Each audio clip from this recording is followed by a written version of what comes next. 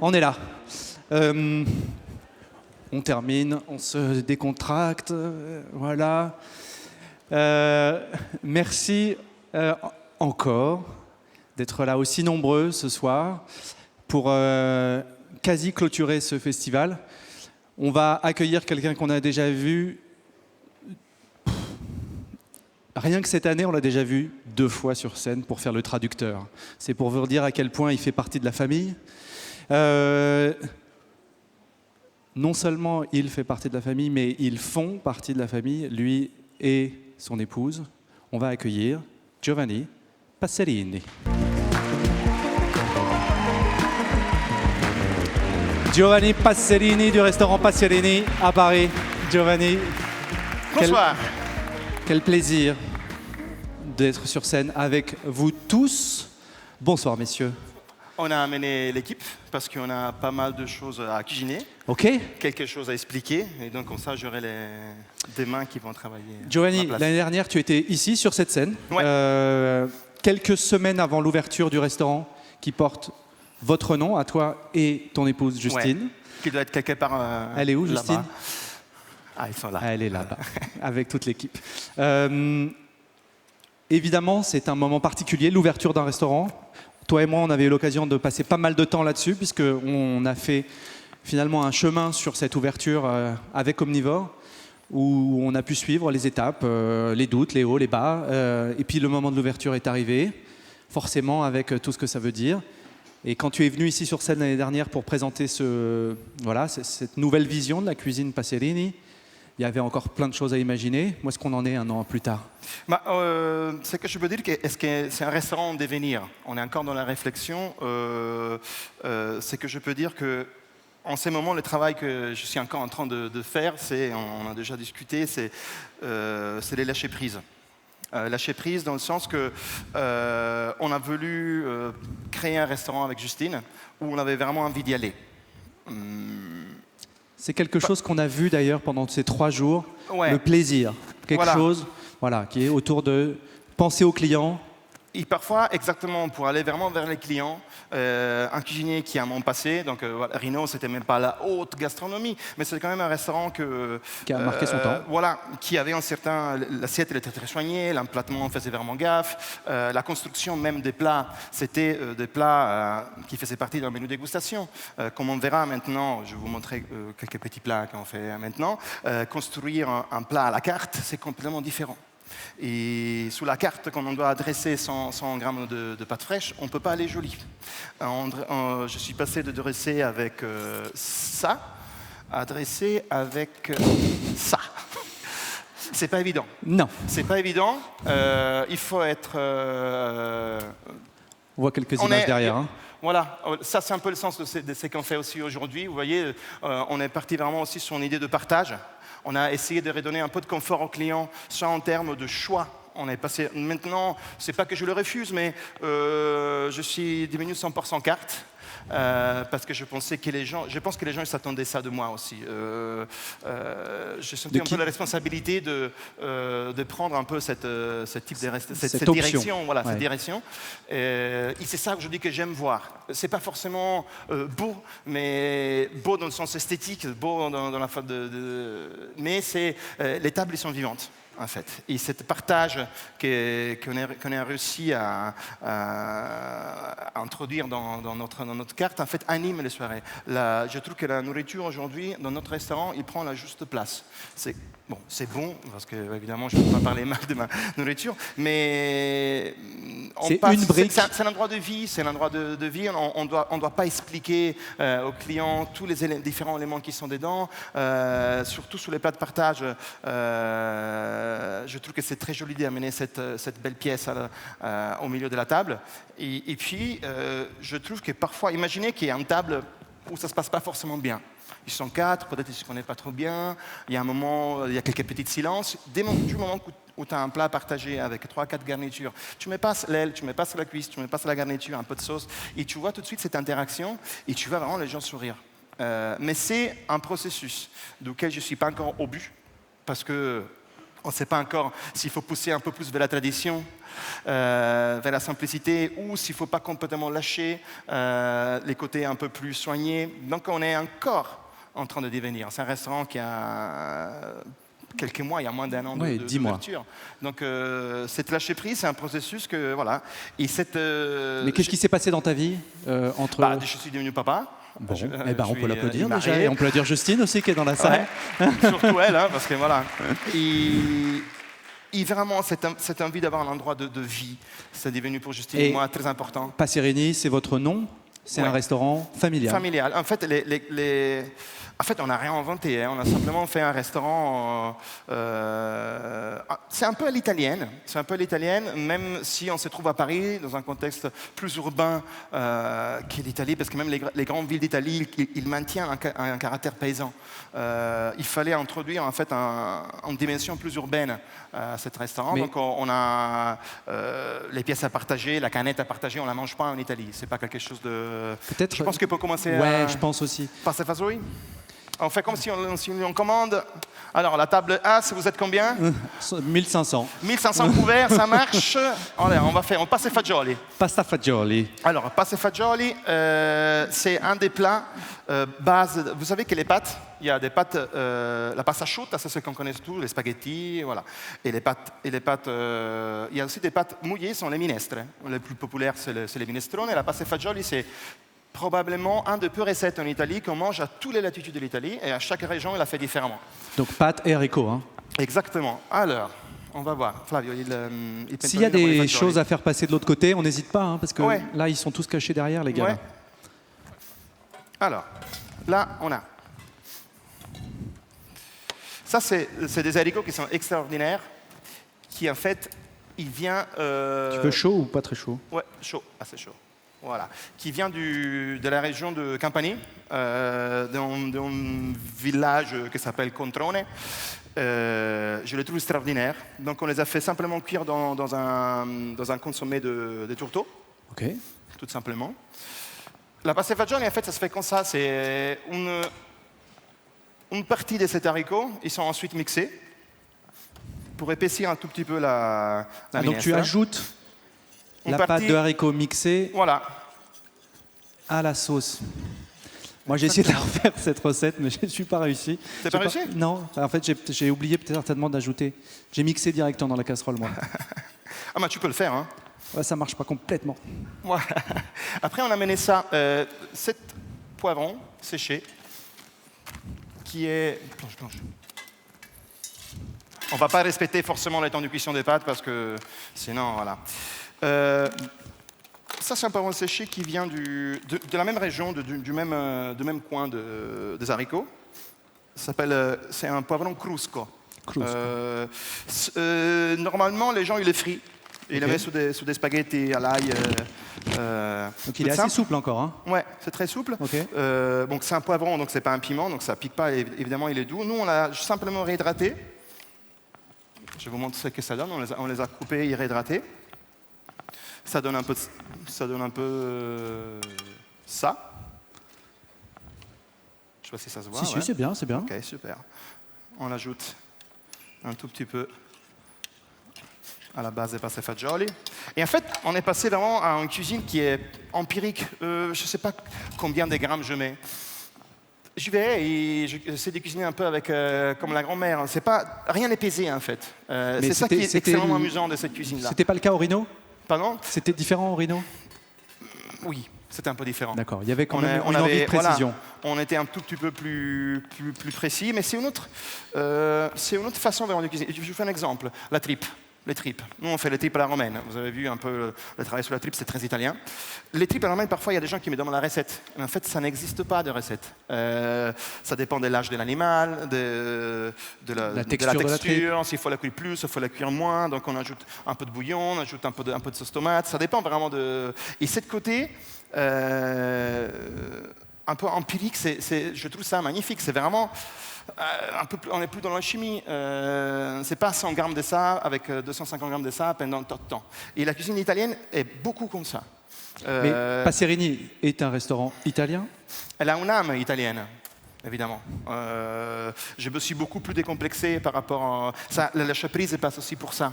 Avant, je vous fais un exemple. Rhino, au début, ça devait être appelé R-H-I-N-O. Parce que je ne voulais pas qu'il fasse trop italien. Et puis, je me suis dit, bon okay, on va mettre R-I-N-O parce que c'était mon surnom. Mais aujourd'hui, j'ai plus de complexe par rapport à ça. Et donc, je me lâche un tout petit peu plus. Et les plaisirs de la carte, c'est aussi que je peux explorer des terrains qu'en menu, ils n'étaient pas possibles d'explorer, comme par exemple les abats. Mettre des dans un menu dégustation, c'est compliqué. Voilà. Donc, alors que pour le coup, tes tripes à la romaine, elles sont quasiment tout le temps à la carte aujourd'hui. Ouais, les tripes à la romaine, elles sont toujours à la carte parce que ça représente, ça incarne vraiment cette nouvelle façon que j'ai pas de cuisiner, mais l'attention que j'ai donnée à un autre type de cuisine, qui est pourtant très gastro. Il faut faire la tripe, il faut 3 jours. Pour faire la tripe, il faut 3 jours. Entre la cuisson, les refroidir, les couper, les recuire dans la tomate. Pour faire passer fagioli aussi, c'est un travail assez long. Imaginez décortiquer la chair de tourteau. Donc il y a énormément de travail. Alors là, on ajoute un tout petit peu de chair de tourteau. On peut sortir les pâtes, même s'ils sont un peu durs. Ouais, non, c'est pas grave. Alors, on a choisi la pasta miste. Alors, la pasta miste, en fait, c'est plusieurs types de pâtes différents mélangés. C'est un peu comme ça qu'il est servi. C'est les restes des paquets, quoi. Ouais, qu'il est servi à Naples. Et moi, je trouve assez rigolo parce que on peut vraiment s'amuser. Ils sont pas tous forcément les mêmes temps de cuisson. Donc, on la laisse un tout petit peu là. Par exemple, là, le tourteau, il était cuit ou il va cuire dans ce bouillon-là? Alors, normalement, on la sort qui est un tout petit peu plus cuite. Là, pour les nécessités c'est des pâtes qui sont à peu près 9 minutes de cuisson. Je parle de la chair de tourteau. Ah, la chair de tourteau, non. Ils sont juste blanchis en une dizaine de minutes. Okay. Et puis, on récupère la chair. Donc là, c'est cuit. Ça, c'est en fait... Alors, on va travailler encore, on est encore sur les crustacés. Ça, c'est une crevette rouge de Sicile. Ça, c'est un produit que tu as mis à la carte depuis le début parce que c'est... J'aime beaucoup ça. Ouais. C'est vraiment la crevette rouge qui est pêchée à la pointe ouest de la Sicile. Ils sont pêchés, ils surgelés sur les bateaux. Donc ils arrivent dans des conditions de fraîcheur incroyables. Avec les têtes et un pot d'eau, on fait un jus de tête. Ok, on a vu des têtes par là. Qui est tout rouge, qu'on ajoute à la fin. Et quand tu parles de lâcher prise, tu trouves que les cuisiniers regarde un peu trop le nombril ou Non, c'est un parcours personnel.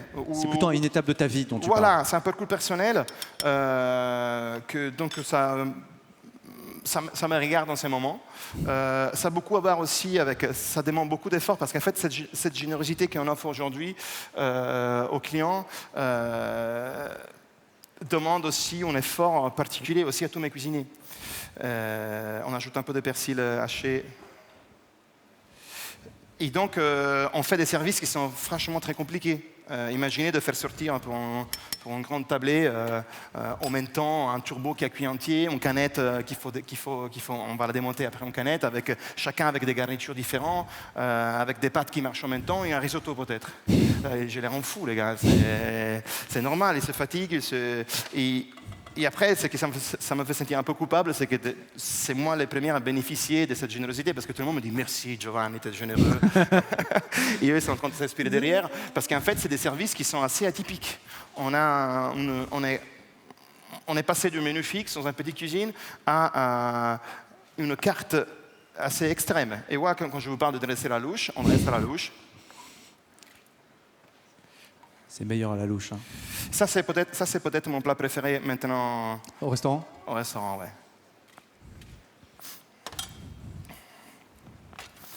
Alors, on termine. Ça, c'est une version un peu de luxe que tu fais pour le festival avec les crevettes quand même. Ah non, je l'ai à la carte. Toujours à la carte? Tu penses que je fais du fake au niveau? Non, on est ça à la carte. Peut-être, non, c'est... Là, on en a mis 2, normalement, mais un. Voilà, c'est ce que je voulais entendre. Voilà. Pasta e fagioli. On termine avec cette huile d'olive que j'adore. Alors, Et pour laquelle je suis très frustré parce que je l'ai à la boutique. Les gens ne les achètent pas parce que l'étiquette est moche. Eh ben, vous vous souviendrez la prochaine fois que vous Voilà. irez au Pastificio, puisque c'est la boutique juste à côté du restaurant. Voilà, exactement. On a une boutique de pâtes fraîches. D'ailleurs, je voudrais remercier aussi. Bon, on a des pâtes qui étaient faites par Antoine, qui on se verra maintenant sur le plat suivant. Je tiens énormément à remercier Eva, c'est aussi la personne qui gère aussi soit la boutique, soit il m'aide beaucoup parce que je suis un peu bordélique. Donc avec Justine et Eva, ils font l'effort de me mettre un peu en place. Et ils gèrent beaucoup nos communications aussi. Donc, et c'est vrai qu'il y a beaucoup de synergie maintenant entre restaurant et Pastificio et ça nous permet vraiment de nous amuser pas mal. Ça, c'est la raggiola. C'est le monocultivar de la région des Marques et un bel amertume. Moi, j'aime bien cette huile qui donne une petite claque. Et c'est comme des gros, il faut toujours terminer par un trait d'huile d'olive, visiblement. Voilà. Et tu mets pas de poivre? Plus qu'un trait. Ouais. Non, moi, je n'utilise pas beaucoup de poivre. Là, je verrais plutôt des baies de rose, de poivre rose, comme ça paraît sympa. Mais voilà. Le premier plat? Les premiers plats. Allez, merci.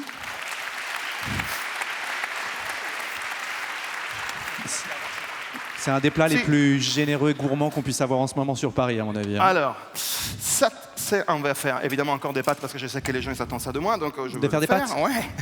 Alors, à Rome, il y a. Mais c'est intéressant ce que tu dis parce qu'il y a quelques années, tu n'aurais peut-être pas voulu faire des pâtes. Tu te serais dit, on attend ça de moi, ça me fait chier justement. Ouais. Ou sinon j'aurais fait des autres pâtes en fait, avec un autre procédiment. Alors là, il y a une recette romaine qui est magnifique, c'est les tagliatelle avec les rigaglie di pollo. Les rigaglie, c'est les abats de poulet. Là, on a sorti de certaines poulettes magnifiques qu'on a au restaurant, on a sorti les abats. Donc on a, t'as quoi? C'est une petite... Alors ça c'est une base des pancetta toscana, les Toscans appellent ça rigatina. Il y a une cuisse de poulet qui a confit. D'accord. Les joues de cuisse de poulet, on l'a récupéré dans ça, que c'est une trévise confit. Trévise confit dans le jus de poulet et... Ah oui, et ça c'est vraiment la base des pâtes. Donc c'est des abats de poulet exclusivement, hein? Pardon, oui. Abats de poulet. Poulet, ouais. Okay. On ajoute un peu de fond.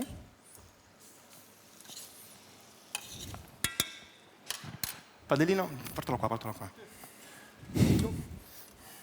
Voilà. Donc, padellino. Et ça, c'est vraiment comme ça qu'on le fait au restaurant. Donc, imaginez, c'est un plat hyper basique, mais tu vois, mine de rien, à la minute, à chaque fois, mettre les abats, les couper, les remettre dans les pâtes, faire la phase de la mantecazione qu'après on a... Voilà, je vous montrer que c'est quand même assez... Il y a plus de dimensions possibles pour la cuisine simple. C'est simple dans l'assiette, mais c'est pas forcément simple à envoyer, en fait. Ouais. Il demande une grande... C'est aussi une cuisine de l'instant. Donc dédication. Oui, exactement. Et le lâcher-prise, c'est peut-être aussi accepter que le client fasse n'importe quoi, non? Parce que... Oui, mais ça se passe aussi, par exemple, dans l'emplattement. Quand on va emplater ça, c'est moche. C'est marron. C'est appétissant parce que quand même, ça dégage un parfum, assez incroyable. Mais tu vas avec une grosse pince, ça tombe dans l'assiette, tu le regardes et tu fais ouh. Ça, sur Instagram, ça n'a vraiment pas de gueule. Et pourtant... Mais pourtant, tu vois les gens qui ont un sourire, qui foncent les dents et qu'ils ne demandent que ça, en fait. Et je faisais référence aussi à ce dont on avait parlé tous les deux. C'est ce moment où quand tu sers des pâtes aux fruits de mer et que le client te demande du parmesan. Ça, c'est le lâcher prise. Aujourd'hui, je vais l'amener parmesan. Et à la place de faire le fâché, j'essaie de dire, écoutez, moi, je vous laisse parmesan, mais franchement, c'est dommage. Mais faites comme vous voulez. Et donc, j'essaie d'avoir au moins l'attention, de me tourner le dos, de ne pas le regarder, soit parce que ça me fait peur, soit parce que je pense qu'après, eux, ils font comme ça. Ah, ok, je comprends. Et ils vont la mettre quand même. Mais c'est ça aussi, le lâcher prise. Un pigeon pour cuite, oui. C'est pas tu le dis du bout des lèvres. Hein. Voilà, si quelqu'un voit un pigeon bien cuit, je lui fais. Il y a 5 ans, en 10 ans, tu l'aurais... Non, parce tu te serais fâché. Avant, le but, c'était un peu plus surprendre les gens. Moi, je fais comme ça. Hein. Aujourd'hui, le but, c'est de les faire régaler. Vraiment régaler. Et pour les faire, il faut vraiment se mettre à la place des gens. Et comment on fait? On a une offre que je pense qu'est vraiment pensée pour eux. Imaginez la canette, par exemple, c'est assez emblématique. On la rôtit entière. Pour ne pas faire trop attendre les gens, on la propose en 2 services. On récupère, en fait, on fait à peu près la même chose qu'on fait ici, mais avec la canette. On récupère les abats, on les fait comme un petit ragoût avec tous les abats. Et puis, le premier service, c'est des tagliolini qui sont cuits avec les abats et les sangs de la canette. De la canette. Maintenant, tu manges ces petits tagliolini comme ça, qui peuvent être, à l'occurrence, truffés. Si les gens sont des pâtes après, qui sont là, qui se disent « Oh, mais on a déjà des pâtes après, il n'y a pas de souci, on fait un risotto. » Et tu vois les gens « Ah oui, merci. » Il y a ce moment de négociation, parfois, dans certains restaurants traditionnels italiens, que je trouve qui est magique. Où il y a l'oste qui arrive à table et il te dit bon, on a reçu ça. Il peut y avoir une petite contractation, des petits changements, des petites choses qui sont hors de la carte. Et donc ça veut dire aussi que tu es peut-être un peu moins chef et un peu plus restaurateur? Oui, je suis un peu moins chiant, ouais. mais c'est vraiment ça. C'est pas évident, vraiment. C'était lâcher prise, c'est vraiment pas évident. Quand tu vois, par exemple, moi je regarde beaucoup ce qu'ils font mes anciens collaborateurs, Simone et Michele, qui sont deux gens extraordinaires qui ont beaucoup de talent et qui sont encore dans cette démarche un peu plus rock'n'roll. Et tu penses, ah ouais, mais moi aussi j'aimerais bien retourner à faire ça. Et puis je sens une petite voix dedans qui me dit non, t'es sur les bons chemins. Ou c'est le client, ou c'est Justine qui parfois il me recadre, ouais, il me pousse à confirmer la situation que ouais. Flavio, qui c'est un des plus grands mantecateurs de pasta au monde. Ah, on peut l'applaudir aussi parce que c'est le cœur du réacteur, effectivement. Ouais. Penso che forse qua è più. Alors, ça c'est le moment de la mantecatura. Donc, la possession des pâtes, en fait, c'est un bordel. Parce que ce geste-là, il faut vraiment que ça envoie. Et Flavio, il le fait bien. Il fait un joli bordel, ouais. Donc, alors, un petit mot sur les pappardelle. Sont faits avec de vieilles variétés de blé. Ils sont faits évidemment à la boutique par Antoine, qu'on remercie jamais assez. Parce que voilà, ça aussi, c'est beaucoup de boulot. Et en plus de tous les raviolis qu'on produit à la boutique, on arrive à faire des pâtes pour nous. Là, on a pareil où tu as un 10% de blé torréfié, qui a un goût. En fait, dans la tradition pour des pouilles, en fait, il y avait les grosses propriétaires, pour faire monter les prix du blé, ils brûlaient le blé. Et donc les pauvres allaient là récupérer les épis brûlés et ils faisaient une farine et ils faisaient du pain avec ça. C'était complètement cancérogène. Donc évidemment, aujourd'hui, on fait pas ça. Mais il y a des gens qui torréfient le blé pour un peu reprendre cette idée, et ça donne une très très belle aromaticité. Donc ça, c'est la phase de la mantecatura. C'est quoi, 10% tu dis à peu près de la quantité de farine? Là, il y a 10% parce que sinon, ça sent la clope. Hein. C'est bien puissante. C'est bien puissant. Donc il y a un côté fumé. Alors, on va voir. Ceux-là, on va les dresser.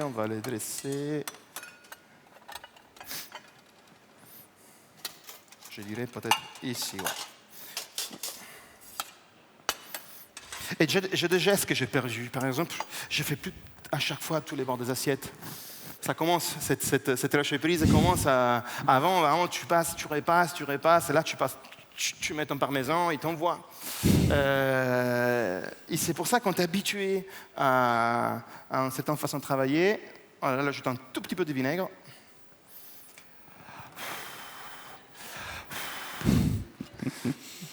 On voit quand même la quantité de gestes et de moments qu'il faut pour faire sortir une assiette de pâtes. Chez moi, il fait beaucoup plus de bordel. Hein, là. Merci. Allora, Flavio, te le cuoci e te le impiatti. Voilà, ok. Vai. Une quantité comme ça de pâtes dans une assiette. Ouais. Tu n'auras jamais la petite montagnole. Je voulais vous faire un exemple pratique. On va essayer de mettre une petite. Lasciami una piccola quantità. Voici un assiette assez petit, voilà. On met un petit purée en bas.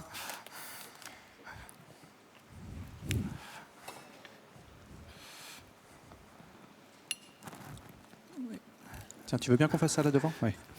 Ça, c'est l'avant et ça, c'est l'après. Hein. Ça, c'est l'avant et ça, c'est l'après. Voilà. Pas à tel point, c'est un peu extrême ce que je vous fais là, mais je vous montre la différence entre 120 grammes de pâtes et 30 grammes de pâtes en dégustation. Ah ben, Flavio les fait joli quand même, mais voilà. Ah, il sait pas faire autrement, Flavio.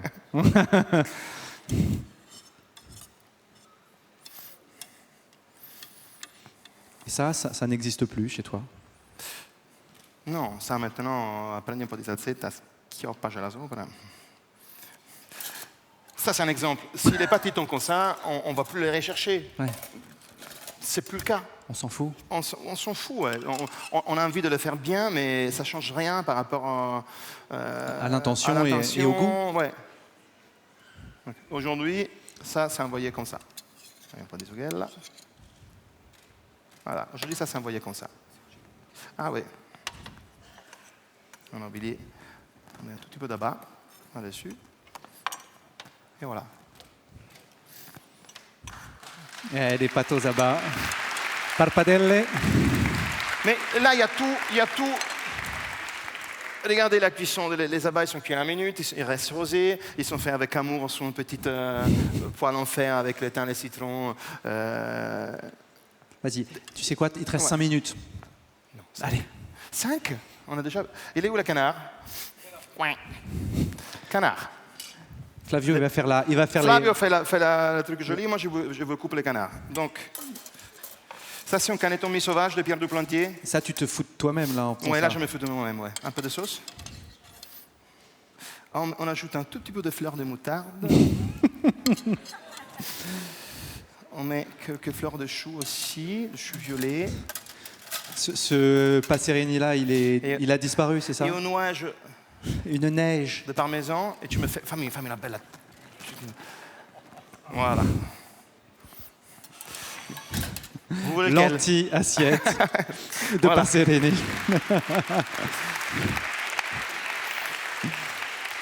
Donc, les canards, c'est les grands moments du partage. Je trouve que c'est un des plats, voilà, c'est la pièce à partager un peu phare de notre restaurant. Donc, il est cuit entier. Hein. Alors, rigoureusement entier. On la montre aux clients. C'est vrai qu'avant, on le faisait un peu plus. Là, on s'est étapes de service quand même qui sont assez intenses. Mais en général, on la montre aux clients. On la cuit entière. Pour arriver à cette cuisson, il faut pas mal de temps. Mais on ne prend pas de... C'est pas découpé en salle, hein, c'est quand même... Non, c'est pas découpé en salle. Je trouve que en salle, ça risque de refroidir un tout petit peu. Et ça prendra un temps fou. Et ça coûterait trop cher parce que je devrais embaucher quelqu'un qui fait que ça. Et si tu le montes 2 par soir, hein, c'est pas tellement rentabilisé. Voilà, et en fait, le désir, c'était d'amener un peu la grande cuisine à une taille un peu plus abordable, tu vois. Si on coupe ça en salle, au chaud, déjà, c'est bien, parce que la température, il reste mieux. Alors, hein, je ne vais pas me couper un doigt parce que je parle avec toi. Non. Non. Et cette canette-là... Imaginez tout ça en service, avec la cuisine qui crie « On y va avec la canette, combien de temps la canette? On sort les assiettes !» Et c'est marrant parce qu'on parlait avec Luc il y a un tout petit peu de temps de l'inspiration qui était dans la contrainte. Chez Rino, la contrainte, c'était un peu les clés de ma créativité, en fait. Les plus tu as des contraintes, les plus tu arrives à créer. Et là, j'ai un restaurant où, franchement, on a tout. On a du charbon, on a la plancha, on a un coupe-feu assez grand, on a un cuit-pâte, on a des feux libres. Ben, je vous assure qu'en service, parce que moi j'ai besoin de cette contrainte, donc je la cherche quand même. Mais c'est pour ça qu'on pousse un tout petit peu à la limite. Est-ce que tu sens que la créativité est toujours là, justement? C'est plus ce que je cherche. La créativité, aujourd'hui, je l'ai quand je suis en train de rédiger la carte. Mais c'est plutôt... Non, je dirais que je la cherche plus tellement. Je garde encore quelques plats parce que les lâcher-prise, on est encore en cours. C'est pas encore abouti. C'est pas terminé. Donc je peux pas m'empêcher en ce moment, on a un hot dog qui est poché dans un lait aux céréales avec du cédra. T'as vu, quand tu parles de cette recette, tu changes de voix hein, quand même. Ouais, c'est vrai. Mais... Et donc, j'étais où? Ah ouais, et donc, malgré tout cet équipement de dingue qu'on a, surtout dans des services où tu as le charbon qui est plein, qui est occupé, la plancha qui est blindée, la coupe-feu on a terminé les casséroles, on a les feux qui sont pris, les pâtes qui blindent les cuiseurs des pâtes, et Mathieu au chaud qui voit « Cette putain de feu ne marche pas !» Et donc, on la cherche, la contrainte. On pousse, voilà, c'est plus fort que moi, je pousse toujours un peu la limite. Parce que ce qu'on envoie, franchement, c'est un peu... j'ai eu des collègues qui m'ont dit, t'es fou, envoyer ça. Parce que les pâtes à la minute, les pâtes, c'est une partie qui est très difficile. On a des pâtes fraîches, mais on a aussi des pâtes sèches qui prennent 12, 13, 14 minutes de cuisson. Alors, là, la découpe, comme chez nous. Hop, on lui donne un tout petit peu de couleur. Garniture. Alors, Riccardo, salade, per favore. Il y a une chose que j'adore, c'est la salade au jus de cuisson. Je trouve que c'est quelque chose d'extrêmement bon et que c'est la meilleure façon d'accompagner une viande. Pour moi, ce serait suffisant comme Fini ça, Joe, ou pas? Oui, c'est fini. L'assiette à canette, il est là. Ok, on nettoie un tout petit peu ici. Alors, les garnitures, ils changent selon la saison, selon les envies. Là on a des betteraves qui sont cuites au corset et puis sont fumées. T'as eu la classe? Voilà. Et ici, on les accompagne avec des oignons qui ont cuit sous vide avec un vinaigre de laurier. Okay. Moi, j'aime bien, avec ces goûts de sang, de mettre des lauriers. Ça me plaît énormément. Donc, du coup... Et on retrouve les garnitures? Les garnitures, alors chaque pièce a une garniture différente, okay. Mais dans chaque pièce, il y a une salade. Toujours. Parce que je pense qu'il n'y a pas de meilleure garniture possible qu'une salade.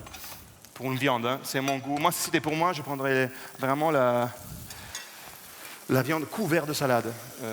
Et j'ai trouvé que parfois, dans certains menus de dégustation un peu plus gastro, les plats principaux manquent terriblement de garniture. Pour mes goûts. Qu'est-ce que tu veux dire? Ça veut dire que ça fait joli dans l'assiette, mais tu manges ta viande et au bout d'un moment, moi, il me manque de légumes, il me manque un accompagnement. T'as envie de te resservir, quoi. Ouais, il n'y a pas assez de légumes pour... Bon, celle-là, on est un tout petit peu côté cher.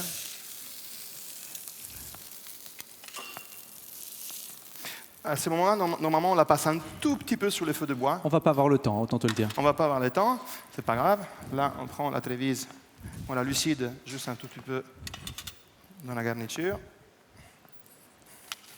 Les gratins. Dietro. Alors, on montre un peu comment faire un restaurant. Là. Hop.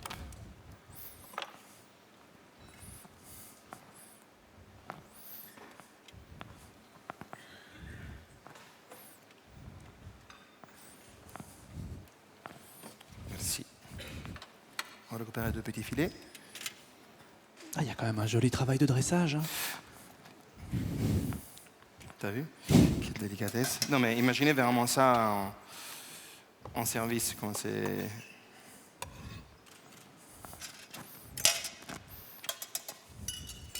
Ça, c'est des canettons qui sont enseignés, donc du coup, il y a toujours un petit goût de sang dans l'assiette. Je m'en fais pas trop, parce que... Alors, on sert ça avec un gratin de fenouil oignon. Imagine, tu vois, vraiment, quand on met ça aux gens, ils sont tous... Parce que du coup, tu arrives à table avec plein de petites choses. Merci Riccardo. Une salade, c'est un mesclin d'herbes sauvages. Non, c'est pas de sauvage, excusez-moi, c'est pas de sauvage, mais... Voilà. Ah, la ciotolina. Ma questa è più grande, facciamo con questa. Et après, en garniture aujourd'hui, ce qu'on a prévu, c'est un cucchiaietto. Alors, on a Petite vinaigrette aux algues. Quand même, tu vas aller lâcher prise, il y a encore un tout petit peu de chemin à faire. Des betteraves fumées. Les oignons au laurier. Et un tout petit peu d'amertume légèrement relevée. Voilà, et vous êtes 3 à table, vous avez mangé quelque chose avant. Et à table, on débarque exactement comme ça. Un petit jus.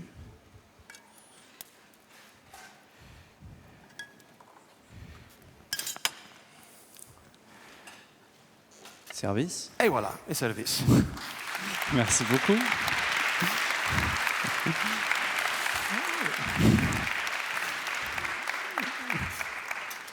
Et j'adore ces rituels. J'adore ces rituels, j'adore voir les yeux des gens qui s'allument quand tu commences à arriver. Parce qu'ils les voient écrits sur la carte. Mais il y a un côté personnel, il y a un côté, c'est qui pour nous. Tu commences à poser ça sous la table. Malgré on a voulu faire des tables un peu plus grandes, la table commence à se remplir, et voilà, ils foncent dedans et c'est très très bon. On n'a pas le temps de faire une omelette aux oursins, non? Si tu l'as fait en 2 minutes, 2 minutes. Et je vais me faire engueuler par la régie derrière. L'omelette aux oursins 2.0, je l'avais fait l'année dernière. On va voir si on a réussi, parce que l'omelette, c'est un peu une folie faire une omelette live. Cette omelette a une histoire, effectivement. Ouais, donc je l'avais amenée l'année dernière. On a retrouvé une façon de la faire ici aussi.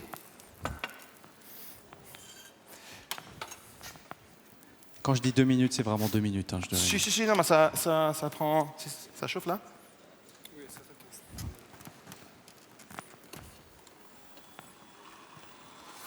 Alors, on l'a fait au siphon. Je me suis dit, comment on peut envoyer facilement de l'omelette en service sans aller trop dans le jus, en ayant un appareil qui est déjà prêt. Donc c'est ta version 2.0 de l'omelette aux oursins de l'année dernière. Est-ce que tu vas la réussir? Ah, je sais pas, il a déjà beaucoup monté là. Ça, c'est très volumineux. Hein. Ouais, mais c'est suffisant de les bouger un peu pour les faire descendre. Ok. On va voir. Là, on a fait un beurre blanc. Un beurre blanc comment ça s'appelle? Au cerfeuil. Beurre blanc au cerfeuil. J'avais envie vraiment de faire, d'avoir pas beaucoup d'éléments. On met la base de l'assiette. On a le cerfeuil frais. Les oursins sont un tout petit peu soufflés les voyages, mais bon, c'est pas grave. Ouais, il commence à se détacher. L'année dernière, c'était donc une version omelette baveuse, hein, concrètement, avec des langues d'oursin, c'est ça? Ouais, exactement. Aujourd'hui, ça va être un peu pareil. C'est encore un poteau. Il me faudrait Antonio, c'était le spécialiste de la... Il est là, Antonio, ou pas?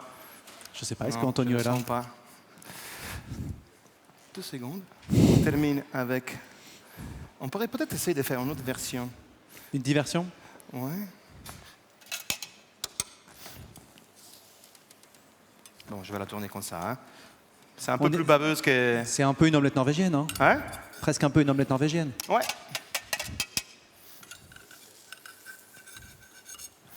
On a fait tomber comme ça, on va voir si ça arrive. Eh non, ça va casser parce que tu m'as mis la pression. Ça va être de ma faute. Je l'ai fait manger à M. Ducasse qu'il adorait. Voilà. On applaudit Giovanni Passerini du restaurant Passerini. Tac. De la chevrerie, c'est ça aussi, non? Merci beaucoup. Merci. Merci. Ne bougez pas. On accueille Luc Dubanchet, s'il vous plaît. On l'applaudit également, Luc Dubanchet, qui vient quasi clôturer. Jamais là, hein. C'est toujours chouette d'être avec Giovanni. Bouge pas, Giovanni. Non, je bouge pas. On va rester ensemble, voilà. Je revoyais l'image de toi. Allez-y, montez les gars, montez. Je voyais l'image de Giovanni. Je sais pas, ça va être en 2008, un truc comme ça à Deauville. Ouais. Et je te revois derrière le piano. On avait un grand piano comme ça, et c'était avant de monter sur scène. Et Et voilà, je te voyais juvénile, tu l'es toujours, Bah ouais, et c'est merci. toujours un bon moment. C'était l'avant-dernière démonstration de la journée. On va passer à Florent dans un instant, mais je voulais vous raconter juste un petit peu les coulisses de ce festival merveilleux dont j'ai la chance d'être un acteur aujourd'hui et avec beaucoup de fierté. Vous raconter un peu comment ça se passe. Montez, s'il vous plaît, tous, montez. On voit derrière les élèves, Luc, etc. les images Voilà. des prestations des 3 derniers jours. Je donne des consignes, mais on les Non. suit absolument pas, c'est formidable. Voilà, montez. Vous dire juste un peu, vous raconter une année un peu d'omnivore, parce que pour faire tout ça, évidemment, c'est un tout petit peu de travail. Ça commence généralement dès demain. Le festival sera fini et on aura déjà commencé le suivant. Et je vais travailler avec Valentine, avec Noémie, avec Audrey, et on va réfléchir à quelle programmation on va faire. Ça va durer comme ça plusieurs mois. On aura des stagiaires, TV, Aneta, cette fois-ci, qui nous auront rejoints. Et puis Anthony Robin va arriver aussi. On va commencer un peu à mesurer la mutualité. Est-ce que tout va bien rentrer? Est-ce qu'on aura la place? On a vu que c'était dimanche assez compliqué. Julien Hannequin va s'occuper avec toutes les équipes de GL Events de programmer tous les stands, de monter toutes les cloisons. Et ça aussi c'est compliqué, c'est du temps, c'est du métrage. Et puis pendant ce temps, au même moment, parce que tout se fait en même temps, il va falloir passer à l'argent. On ne fait pas un festival sans argent. Alors, Romain Rimbaud, avec François Thierry, avec Clément Ventura, qui était là aussi cette année, Romain qui arrive, on va passer des heures et des heures à penser au festival sous l'angle économique, parce que on doit aller aussi convaincre. Votre rapport ne suffit pas, il faut aussi qu'on ait des partenaires. Ils étaient là, on les remercie. Il y avait Badois, il y avait Transgourmet, il y avait Lavazza, il y avait Bonnet, il y en avait beaucoup d'autres, 70 exposants. Et c'est beaucoup de temps passé. Et puis, petit à petit, l'année va avancer. On aura trouvé un peu l'argent. On sait qu'on fera le festival, on le sait chaque fois, parce que c'est comme ça que ça se passe depuis 12 ans. On va avoir des allers-retours avec Lyon, puisqu'on est aussi GL Events à Paris et à Lyon. On va commencer à parler un peu chiffon, c'est-à-dire approvisionnement, en même temps qu'on construit le festival et qu'on construit la programmation, avec Gauthier Marconnet. Et puis avec Pamela, on va parler des pop-up qu'on va faire. Avec Muriel et Martine, on va parler des accueils. Ils se sont fait déborder cette année parce qu'on était beaucoup plus nombreux. On va même parler des vestiaires parce qu'il y avait beaucoup de pluie. Et juste préparer un vestiaire, c'est des heures et des heures, rien que ça. On parlera avec Pauline aussi, Pauline Pistre, elle qui est une des fidèles de Lyon depuis très très longtemps et qui nous accompagne. On parlera aussi avec Natalia. Natalia, elle a organisé le pop-up dinner, la table d'hôte juste derrière avec Transgourmet. Les stagiaires aussi lyonnais qui sont nombreux seront là aussi. Benjamin qui était présent. Et on va aussi, avec Roman aussi, qui va s'occuper, lui, avec Gauthier Marconnet, de monter du -2 jusqu'ici, et puis dans toutes les cuisines, parce que tous les chefs, les 120 invités, c'est autant de logistique qui sont nécessaires. Mathieu Moiti, qui vient d'ouvrir IATC, va réaccepter de revenir dans la cuisine centrale pour accueillir tous les chefs. Et ça commence à sentir bon, un festival, parce que c'est 6 mois, c'est 8 mois, et au fur et à mesure, un peu comme une gestation. Tiens, je salue Justine Pro, qui est juste là, et qui dans quelques semaines donnera naissance à un deuxième bébé.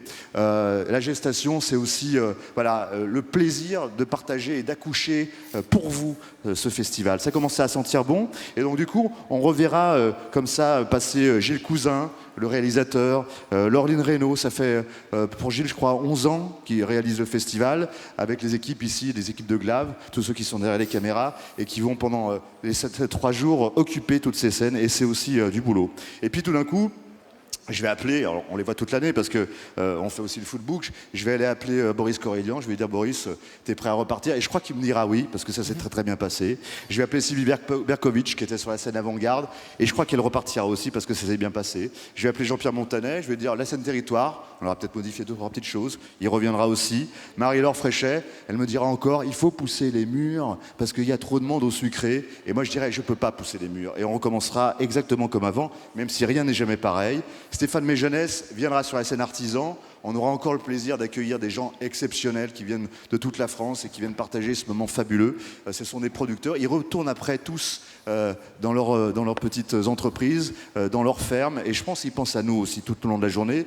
Et c'est souvent la première fois qu'un coup de projecteur est donné pour ces producteurs ici sur la scène d'Omnivore. Et puis je rappellerai aussi Michel Tanguy, il amènera aussi son savoir-faire avec les partenaires. Alexandre Vintier, il reviendra sur la scène cocktail et la scène cocktail aura d'ici là doublé. Voilà. Et puis on aura aussi, entre-temps, c'est l'automne, préparer les visuels. On aime bien le visuel chez Omnivore. Cette année, c'était bleu, ça restera bleu sans doute l'année prochaine, à moins que je change d'avis. Et Mathieu Chevara et toute l'équipe autour de lui, Clément Charbonnier, Vanessa Lalande, l'équipe de l'atelier Marge, qui fait aussi toute la mise en lumière, toute la mise en artistique d'Omnivore, le footbook, et puis tout ce qu'on imprime sur les murs, eh ben, on travaillera ensemble avec beaucoup de satisfaction.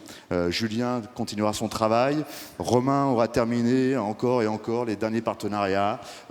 On n'hésitera pas parce qu'on sait que de toute façon on va le faire. On reparlera encore avec Valentine, avec Noémie, on ne sera pas d'accord, et puis on modifiera les choses. Et puis jusqu'au dernier moment, on ira chercher, comme c'était le cas avec Diego Rossi, merveilleux invité de Milan tout à l'heure, le dernier invité qui vous fera plaisir. Et voilà, ça c'est notre plaisir à nous. C'est notre plaisir à nous, chaque année, de vous préparer ce festival. Ça dure 12 mois. On commence à 2 ou 3 ou 4. On finit à 100. Ils sont tous là ce soir. Je vous demande de les applaudir. Merci, c'est l'équipe. Et merci à vous d'être de toute façon de plus en plus nombreux pour nous accueillir. C'est un vrai plaisir. Merci infiniment. Merci infiniment. On sera là l'année prochaine, le premier week-end de mars, bien entendu. Je voulais vraiment vous remercier tous de votre attention. Vous êtes un public admirable. J'ai 12 ans derrière moi de festival. C'est évidemment le plus beau, on se dit chaque année, mais je crois que cette fois c'est vraiment le cas. Quand je vois déambuler dans les couloirs des jeunes gens qui ont 25 ou 35 ans, je me dis que tout ce qu'on a fait depuis 12 ans, depuis les premiers pas au Havre, tout ça sert à quelque chose. Oui, c'est vraiment du partage, et oui, c'est vraiment ça, la cuisine contemporaine. Merci infiniment, et merci à eux tous. Merci beaucoup. Merci. Et on ne peut pas faire ça non plus par hasard. Et moi, je fais ça aussi depuis le départ avec toutes mes équipes. Pour les jeunes, pour ceux qui arrivent, pour ceux qui n'ont même pas 25 ans, pour ceux qui ont 20 ans, pour ceux qui sont encore à l'école hôtelière. On a eu la chance cette année, encore une fois, d'avoir avec nous le Cordon Bleu. Ils sont là aussi. Ils ont accompagné tous les chefs. Ils étaient au moins une quarantaine. On a aussi l'école de Ferrières qui est venue faire le service. Donc pour la cuisine et pour le service, je vous demande de les applaudir également. C'est le futur de la gastronomie. Voilà.